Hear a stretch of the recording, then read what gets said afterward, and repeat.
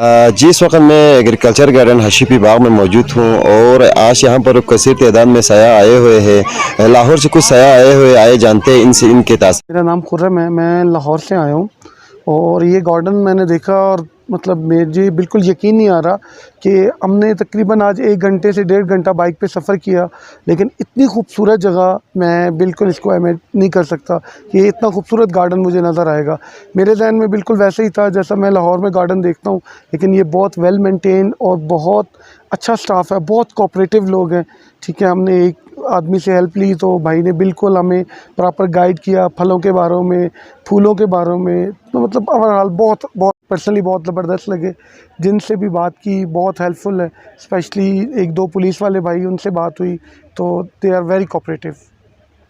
आपके दिगर साथी इधर आना चाहें तो उनके लिए आप क्या पैगाम देना चाहेंगे? मैं बिल्कुल उनको कहूँगा कि वो शिगर ज़रूर तशरीफ़ लाएँ और स्पेशली शिगर के अंदर डिफरेंट किस्म के गेस्ट हाउस मैंने देखे हैं, तो उनके लिए कोई प्रॉब्लम नहीं है कि वो स्कर्दू से डायरेक्टली सिर्फ 45 मिनट्स में गाड़ी पे या मैक्सिमम 1 आवर्स में वो शिगर आ सकते हैं ईज़िली।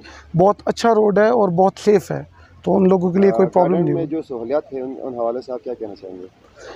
गार्डन में मैं 1-2 चीज़ें देखना चाह रहा हूँ कि एक तो ये मतलब मुझे पर्सनली है कि कुछ जगह पे ग्रास बहुत ज़बरदस्त और कुछ जगह पे बहुत मिस है, ठीक है? और मैं इसमें ये चाहूँगा कि लोगों के बैठने के लिए एक प्रॉपर डिफरेंट जगह पे होनी चाहिए, ताकि लोग इनके अंदर घास के ऊपर या कहीं ऐसी जगह पे बैठ ना सकें। बैठने के मुख्तलिफ पॉइंट होने चाहिए और ताकि लोग इसको बैठ के विज़िट कर सकें। Thank you so much.